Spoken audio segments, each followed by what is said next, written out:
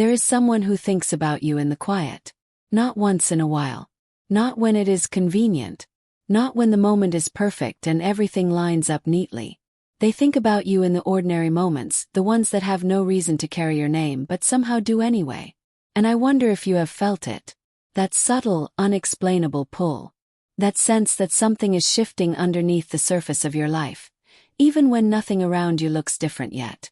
Even when the days still feel the same. Even when you have been waiting so long that you almost stopped believing the waiting would ever end. I want you to stay with me tonight. Because what I am about to tell you is not something you are going to find in the usual places. It is not a promise wrapped in beautiful words that dissolve by morning. It is something quieter than that. Something that has been true about your life for longer than you realize. There is a love that has been watching you carry what you carry. Watching you hold yourself together in rooms where no one knew you were falling apart. Watching you smile when you were exhausted. Watching you give when you had almost nothing left. And that love, the kind that sees all of that, does not walk away. Wait. I need you to understand something before we go any further. The waiting you have been living through. The kind that sits heavy in your chest on Sunday mornings, the kind that makes you wonder if something is wrong with you, the kind that has made you question your worth more times than you would ever admit out loud. That waiting is not evidence that love has forgotten you. It is not proof that you are behind. It is not a sign that what you hoped for was too much to ask for. It is a preparation. And I know that word can sound hollow when you are tired. When you have heard it before and nodded and then gone home and cried anyway. I know that spiritual reassurance can feel like a beautiful coat that keeps no one warm. So I am not going to offer you decoration. I am going to sit with you inside the truth of what this season has actually been doing in your life, whether you could see it or not. There are people who come into love easily, quickly, without much interior excavation. And there is nothing wrong with that. But there are others, and I believe you are one of them, who were being built for something that required more time. Not because they were less. But because what was coming for them was greater than what a rushed or careless season could have held. You were not being skipped. You were being made ready. And the difference between those two things is everything. Think about who you were 3 years ago. 5 years ago. Think about what you would have accepted then. Not because you were foolish, but because you had not yet learned the weight of your own name. You had not yet sat alone long enough to hear what your soul actually sounds like when no one else is in the room. You had not yet discovered which parts of yourself you were willing to lose for the wrong person, and which parts you finally decided to protect. That knowledge cost you something. Every quiet night cost you something. Every relationship that ended in confusion cost you something. Every version of love that turned out to be something lesser than what it called itself. Those things cost you. And I will not pretend otherwise. The losses were real. The grief was real. The loneliness that has followed you into certain seasons has been deeply, thoroughly real. But here is what I want you to consider. You are still here. Not broken beyond recognition. Not closed. Not hardened into someone who no longer believes. Still here. Still hoping, even when you call it something else to protect yourself. Still praying, even if the prayers have gotten quieter and more honest over the years. Still carrying a tenderness inside you that the difficult seasons did not manage to take. That tenderness, the fact that it is still there, that is not a small thing. That is, in fact, the very thing that someone is waiting to find in you. Because the person whose heart is being aligned with yours, and I say this carefully not to manufacture excitement, but because I believe it with everything I understand about the way divine love moves, that person is not looking for someone perfect. They are not searching for someone who has never been wounded. They are looking for someone real. Someone who has depth that was earned, not performed. Someone whose warmth means something because it survived something. And that is you. That has always been you. The difficulty was never disqualifying you. It was finishing you. Filling in the places that needed to be solid before love of this magnitude could be placed in your hands without shattering. There is a moment in certain lives, and I believe you are approaching yours, when everything that was quietly being arranged begins to make itself visible.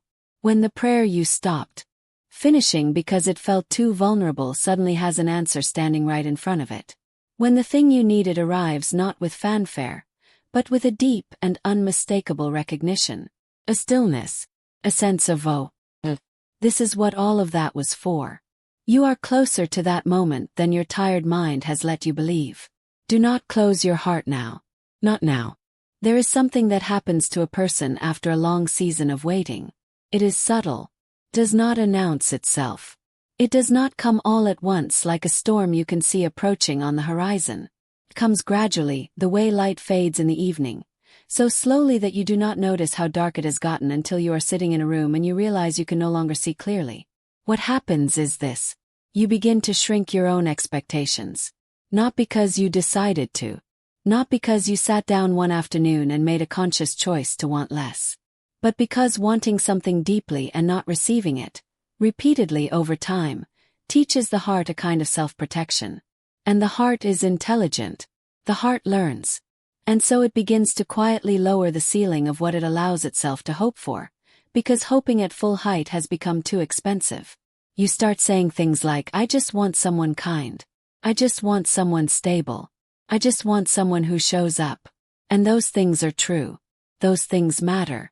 But underneath that language, if you listen carefully, there is a woman who once believed she deserved to be cherished. Who once believed that love could be extraordinary. Who once held a vision of what her life could feel like beside the right person. And who has slowly, quietly, almost invisibly begun to let that vision go. I want to speak directly to that part of you tonight. Do not let it go. Not because I am asking you to live inside a fantasy. Not because the vision you carry should be rigid or demand perfection from another human being.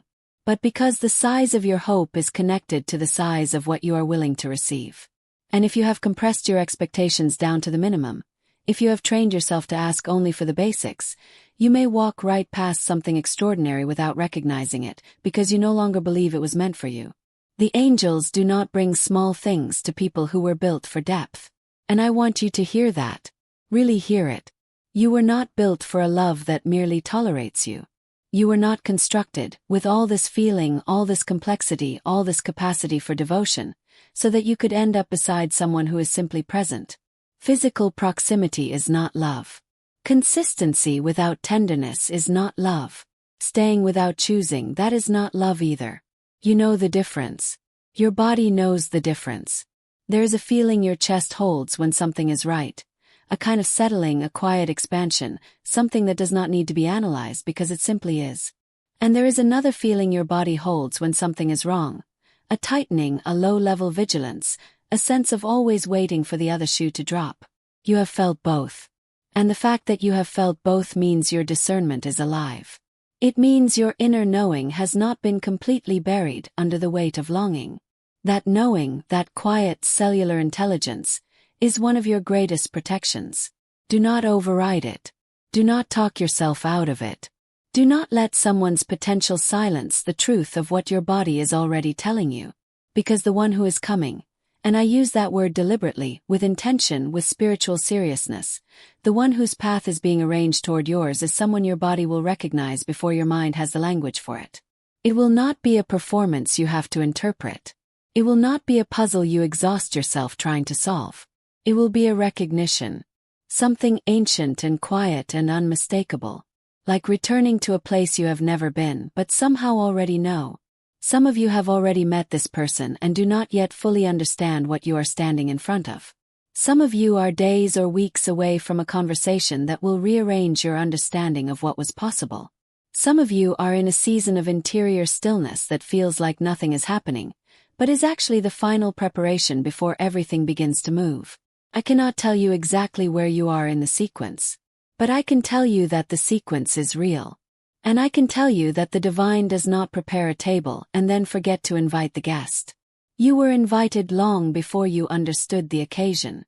The occasion is coming. And it will not look the way fear told you it would. It will not arrive as a rescue from the outside. It will arrive as a confirmation of something that was already growing in you. A love that meets you where you actually are, not where you were pretending to be. That is the kind of love worth the wait. That is the kind of love that lasts. Let me tell you something about the person who is being drawn toward you. Not in the language of fantasy. Not in the soft, weightless language of things that sound beautiful but carry no real substance. I want to tell you something true about them. something that might actually help you recognize them when the moment arrives, because recognition is everything. Missing what is real because you were looking for what was imagined. That is one of the quietest tragedies I know. This person has been through something. I want you to sit with that for a moment before I continue. They are not arriving untouched. They are not coming to you from a life of perfect ease, from a heart that has never been confused or bruised or led somewhere that turned out to be the wrong direction.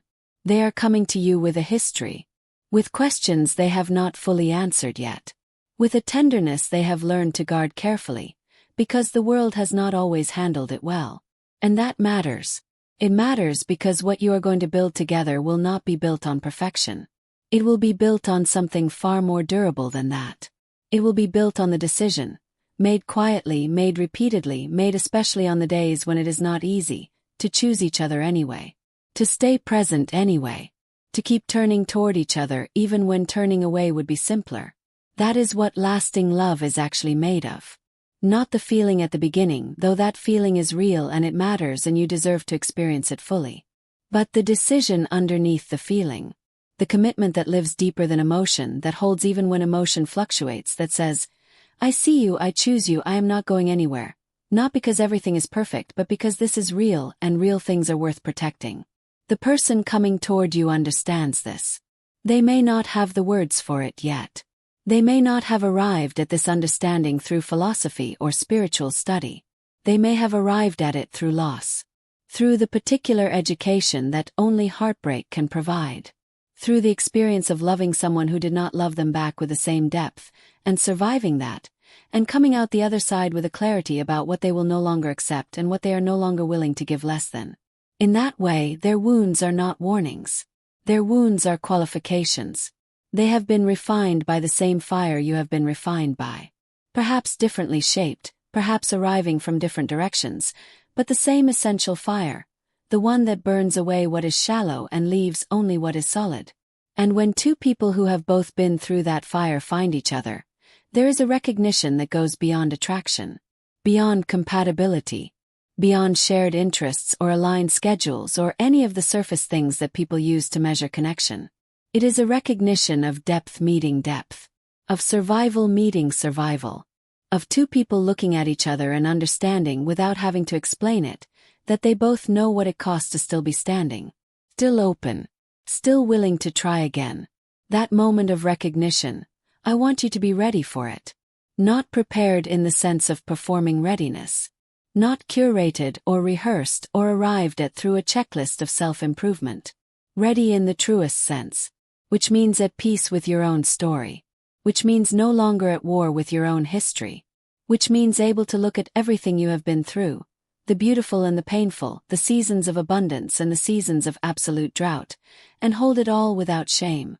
Because shame is the thing that most often stands between a person and the love they are meant to receive. Not unworthiness. Not bad timing. Not a lack of effort or a failure of faith. Shame. The quiet, corrosive belief that if someone truly knew everything, every mistake, every moment of weakness, every version of yourself you are not proud of, they would leave. They would decide you were too much or not enough or simply more complicated than you were worth. That belief is a lie.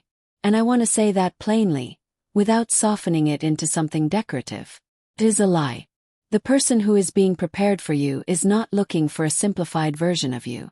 They are not looking for the edited, presentable, composed version that you show to people who have not yet earned your full truth. They are looking for the actual you.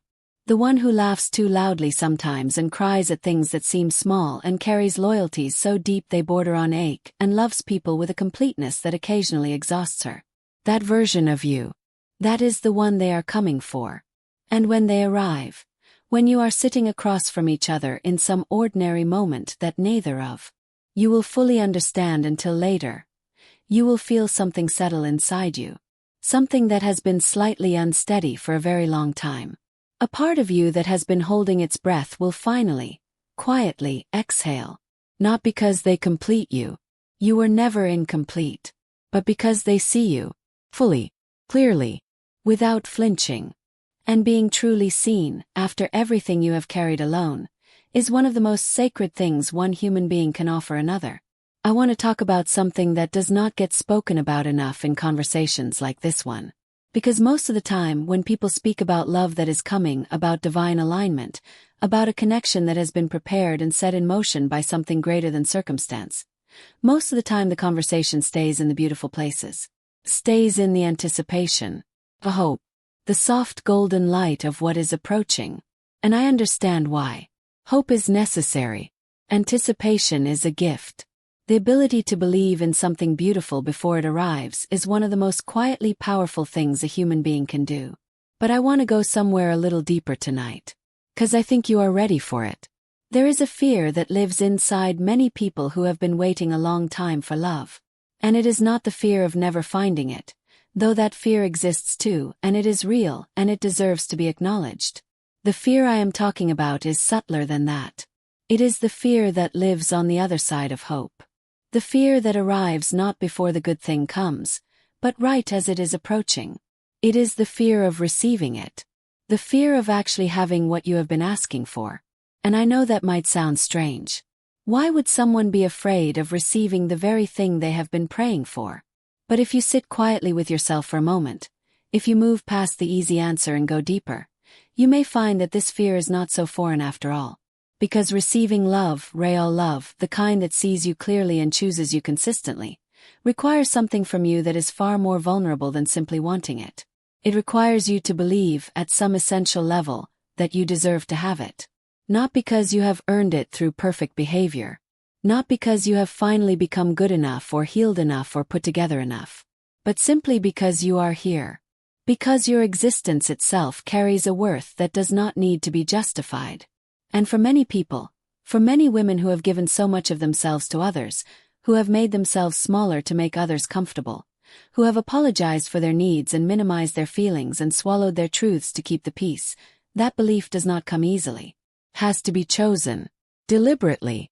Repeatedly. Sometimes against everything the old voice inside you is saying. The old voice that says, "Do not get too excited, you know how this usually goes." The old voice that says, "Be careful, do not open too wide, remember what happened last time." The old voice that has become so practiced at protecting you from disappointment that it has started protecting you from joy as well. That voice is not wisdom. It is scar tissue.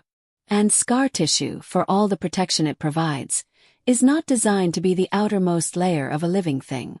It is designed to cover a wound while it heals. Not to become the permanent surface.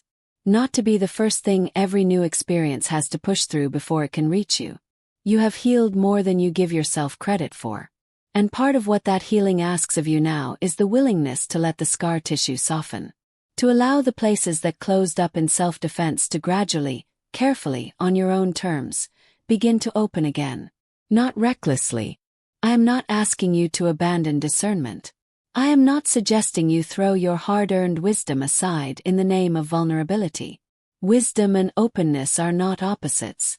They can exist together. In fact, the most beautiful version of openness is the kind that has been informed by experience, that knows the difference between genuine safety and the performance of it, that can feel the difference between someone who is truly present and someone who is only present when it is convenient.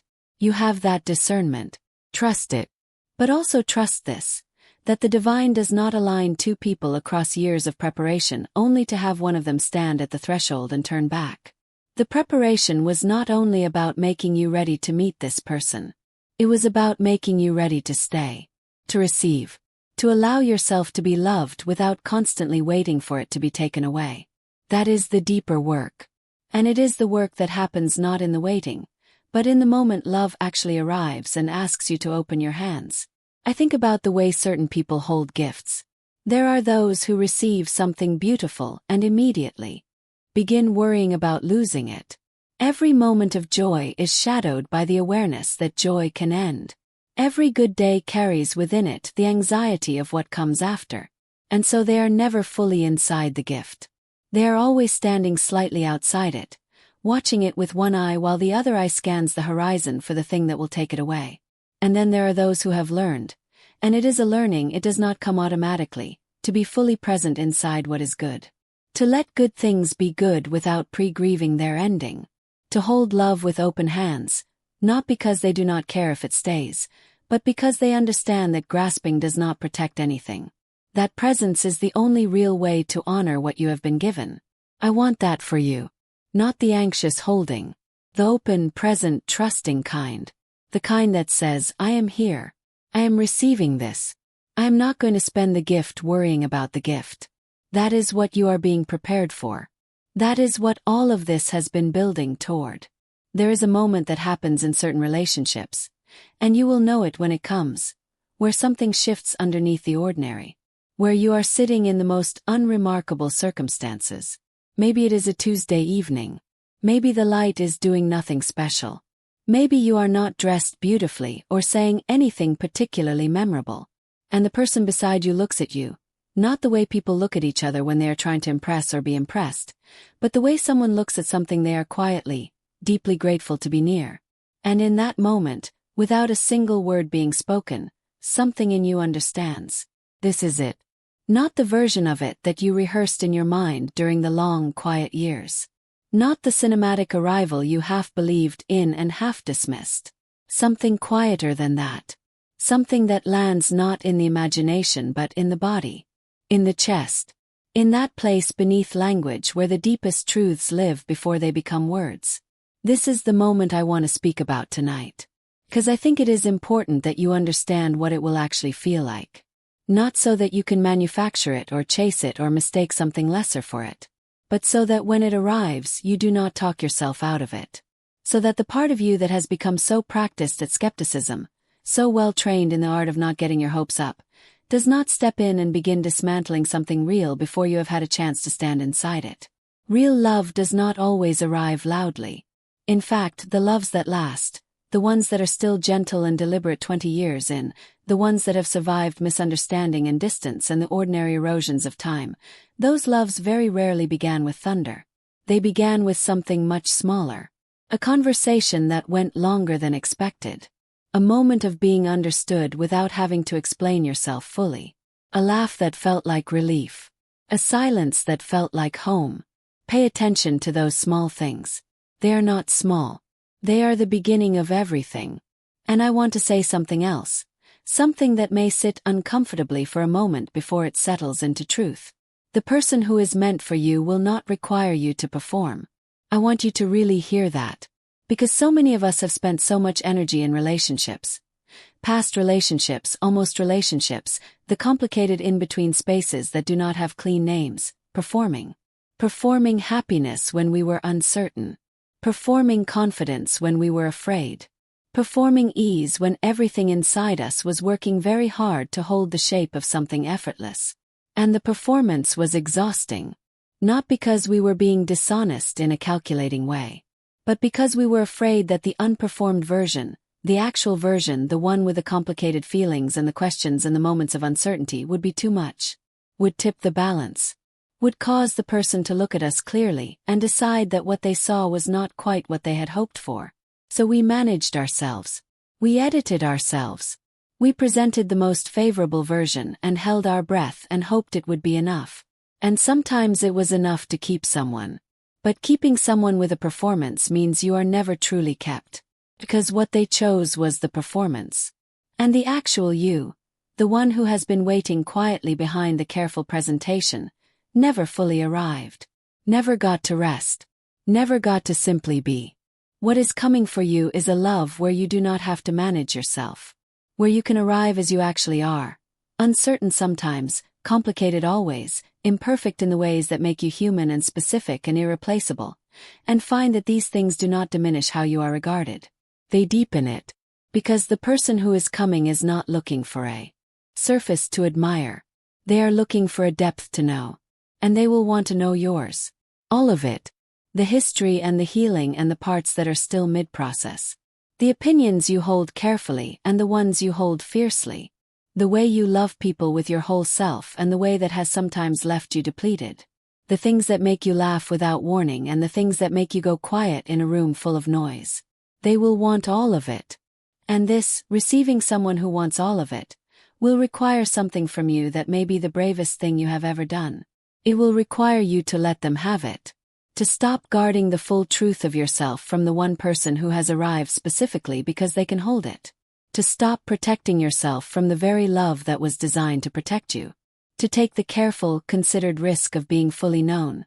And to discover, perhaps for the first time in your life, that being fully known does not end in abandonment. It ends in belonging. True belonging. The kind that does not depend on you being a particular version of yourself on a particular day. The kind that holds even when you are not at your best.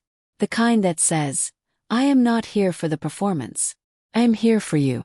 And you, the real you, the full you, the you that has been carrying so much alone for so long, you deserve to finally put some of that weight down.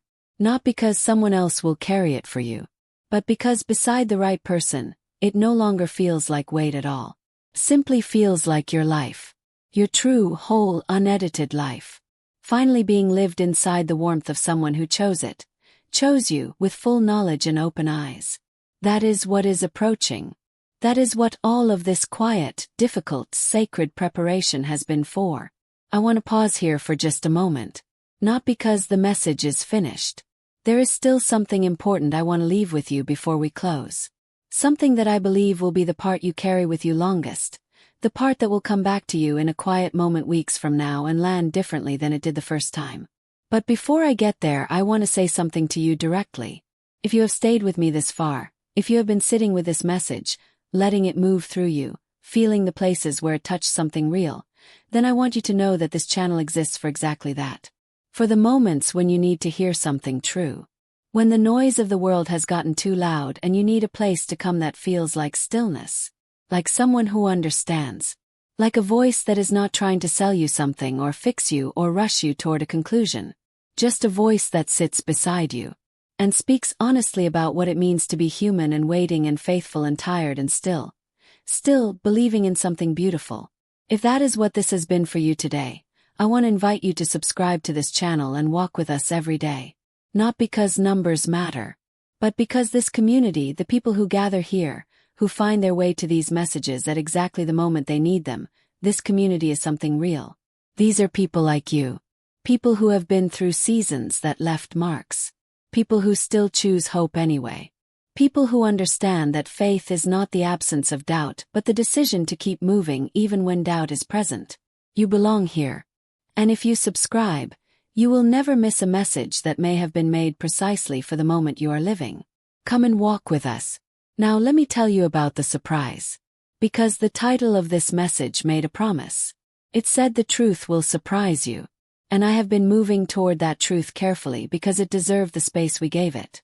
But now I want to say it plainly. The surprise is not about the other person. Never was. Everything I have described, the one who sees you fully, who is not looking for performance, who arrives with their own history and their own refinement and their own quiet recognition of what you are. All of that is real and all of that is coming. But the surprise that the angels want you to receive tonight is something closer than that. Something that does not require another person to arrive before it becomes true. The surprise is about you. Specifically, it is about how ready you already are. Because I think you came into this message believing, somewhere beneath the surface, that you were still in process. Still becoming. Still a few chapters away from the version of yourself that deserves the love you have been hoping for. I think there has been a quiet, persistent belief inside you. One you may not have named, but one you have felt, that the waiting is your fault. That if you were further along, more healed, more certain, more at peace, then the love would come. As if you have to finish yourself before love is allowed to find you. And I want to dismantle that belief tonight with everything I have. 'Cause it is not true. You do not have to be finished to be found. You do not have to be fully healed to be fully loved. You do not have to arrive at some completed, perfected, resolved version of yourself before the divine decides you are worthy of what you have been asking for. The love that is aligned for you. The person whose heart has been quietly turning in your direction through seasons they did not fully understand. They are not waiting for you to be finished. They are not holding a measuring stick to your progress. They are not watching from a distance and making calculations about whether you have done enough interior work to qualify. They are simply, and this is the part that may take a moment to absorb, they are simply ready. Ready to find you. Ready to choose you.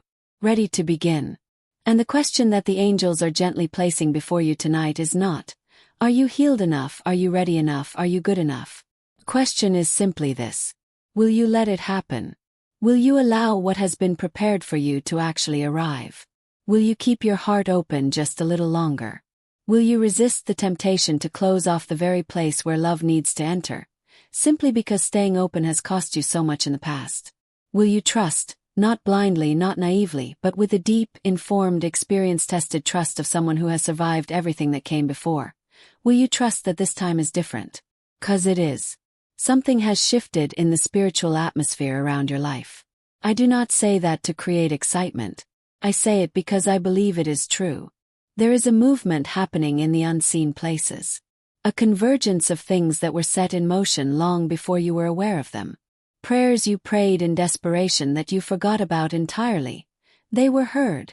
Tears you cried in private that felt like they disappeared into nothing. They were witnessed. Every moment of faithfulness in a season where faithfulness felt pointless. It was recorded. Nothing was wasted. Not one single day of the waiting was wasted. And the evidence of that is coming. It is closer than the tired part of you believes. There is something that happens in the final moments before dawn. Not during the night, when the darkness is full and settled and you have made a kind of peace with it. And not after the sun has risen, when the light is obvious and undeniable and everyone can see it. But in that particular, fragile space between the two. When the sky holds both at once. When the darkness is still present but something underneath it has begun to change. When the air carries a quality that is different from the hours before. Quieter somehow. Stiller. As if the world itself is holding its breath. That is where I believe you are tonight. Not in the middle of the darkness anymore. Not in the place where the waiting feels endless and the prayers feel unanswered and the hope feels more like stubbornness than faith. You have moved through that place. It cost you and you moved through it anyway, and that matters more than you know. But you are not yet standing in the full light either. You are in the threshold.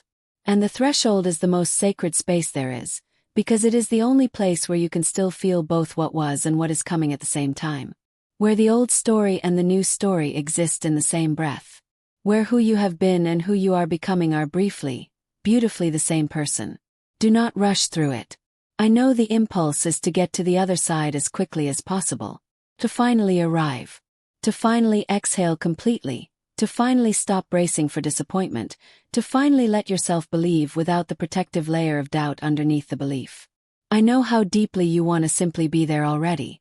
But the threshold itself is a gift. Because it is the last place where you will remember, with this particular clarity, what it felt like to wait. What it cost. What it built inside you. And that memory, the embodied knowledge of what you survived to get here, is something you will need. Not as a wound to carry, but as a wisdom to offer. To yourself. To the love that is coming. To the life that is being assembled in ways you cannot fully see yet but are beginning, quietly, to feel. I want to tell you what I believe the angels have been trying to say to you. Not in the grand, theatrical language of signs and wonders. But in the quiet language that speaks to the part of you that already knows things you have not yet let yourself fully believe. They have been saying you are not forgotten. They have been saying the love you carry inside you, the love you have given so freely and sometimes so carelessly to people in places and seasons that could not hold it properly. That love is not lost. It has been accumulating, growing, becoming. Something that will finally, in the right hands, be received the way it always deserved to be received. They have been saying, the one who is coming toward you is not a consolation. They are not a compromise or a settling or a universe deciding to give you something good enough since the best felt too complicated. They are the specific, particular, irreplaceable person whose life intersecting with yours was always part of the design. And they have been saying, be patient with yourself a little longer. Not because you are not ready, but because readiness and arrival are two different things. And they do not always happen at the same moment. You can be fully ready and still be one conversation, one ordinary afternoon, one seemingly coincidental encounter away from the moment everything becomes clear. That moment is not far. I want you to do something after this message ends. Not a ritual, not a formula, just this. Sit quietly for a few minutes. Not to analyze what you heard or to decide what you believe or to measure it against your doubts. Just sit. And let the part of you that has been running, the part that has been managing and planning and bracing and hoping and fearing all at once. Let that part rest for just a few minutes. And in that stillness, notice what is there. Underneath the noise of everything you have been carrying. Underneath the questions and the weariness and the accumulated weight of the waiting. Notice what has been there the whole time, quiet and steady and refusing to leave. That is your faith. Not the faith that performs. Not the faith that makes declarations and waits for results. The deep, cellular, quiet faith that has simply continued to exist inside you even when you thought you had lost it. Even when you told yourself you no longer believed. Even in the seasons when prayer felt like speaking into silence. It was always there. It is there now. And it is the reason, the specific, personal, unambiguous reason, that what is coming is still coming. That the love being prepared for you has not been rerouted or cancelled or given to someone more deserving. It is still in motion, still approaching, still bearing your name in a way that belongs only to you. You are loved, not as a category, not as a demographic, not as one of many people receiving a general message of comfort on a difficult night.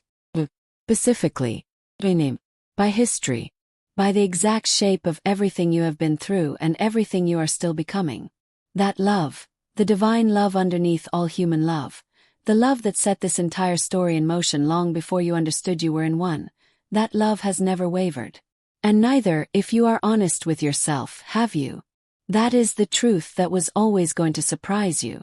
Not that love is coming from the outside, but that it was never fully absent from the inside. You have been loved all along. And soon, in the most human, tangible, ordinary and extraordinary way, you are going to feel it. In someone's eyes. In someone's voice. In the particular way they say your name, like it is something they are grateful to know. Hold on just a little longer. The dawn is already beginning. You just have not seen the light clearly yet. But it is coming. And it was always meant for you. If this message touched something real in you tonight, I want to ask you to do something simple. Subscribe to this channel so that you never miss a message that may have been made for exactly the moment you are in. Share this with 5 people who are in a waiting season. People who need to hear that they have not been forgotten, that their faith has not been wasted, that something beautiful is still in motion for their lives. Leave a comment below and tell me honestly. What part of this message landed most deeply for you? Your words matter here. This is a real community of real people, and your voice belongs in it. And finally, tell me, what would you like us to speak about next? What is the message your heart is asking for? What is the truth you need to hear in the days ahead? We will be here, walking with you, every single day.